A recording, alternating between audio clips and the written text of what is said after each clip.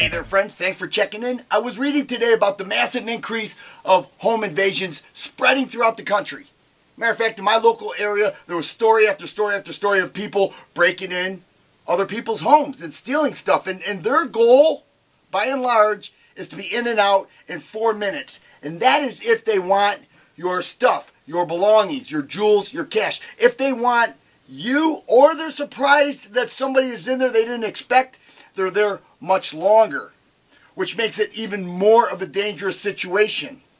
And to show you how emboldened these people are and the risk that they take, I watched a guy at a gas station in morning rush hour walk into a place, take about 8 of those energy drinks, those little bottles of 4-hour energy, and just walk right out with it. And I looked at like a teenage girl behind the counter and said, did he pay for that? She said, no.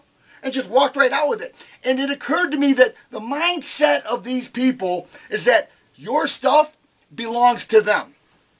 Those energy drinks belongs to that guy. They don't think of it as your stuff. It belongs to them. That's like their day at work. It's a hard day at work.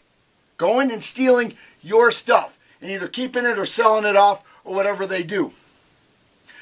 So we have this massive increase of home invasions, and yet there are still people out there, I talk to them all the time, who say, you know what, I don't want a gun. I don't think it's important to have a gun. Matter of fact, I read last week that somebody got hurt, maybe even killed with a gun, and I have kids, and it's just not safe to have a gun in the house.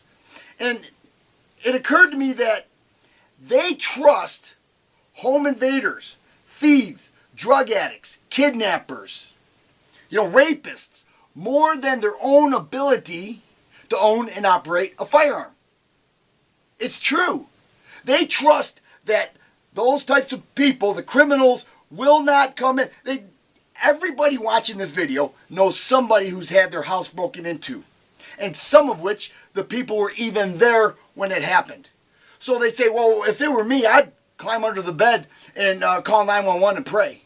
Well, good luck with that. By the time you call 911, if you do that immediately, and the dispatcher immediately relates the message to the officer, and the officer just happens to be on your block, pulling up to your driveway, want to get your address, and can be there in 30 seconds, you might get lucky and nothing happened to you. If that situation doesn't work out perfectly, you're in trouble. And so to think that, well, I couldn't even pull the trigger even if they were there. I couldn't even pull the trigger because I'm such a nice person. I couldn't pull the trigger. Let me tell you something. If your loved one was being kidnapped, you would do anything possible to prevent that from happening. You'd blow a guy's brains out all over your kitchen counter to keep him from keeping your little baby from being kidnapped or taken into harm's way. You would do anything. Don't underestimate yourself. Don't think that I couldn't do that. I couldn't operate a gun. It's not in my neighborhood. Yes, your neighborhood. It's happening every day. Don't be so blind. When you open the paper or you read the news online, realize that this is happening everywhere, and it's happening more and more and with multiple people. So don't trust murderers, rapists, thieves, kidnappers, drug addicts more than your own ability to operate a firearm. It could be the difference between life and death with you and your family, because if they come into your house with a firearm and you're not prepared, they will get whatever they want, including you.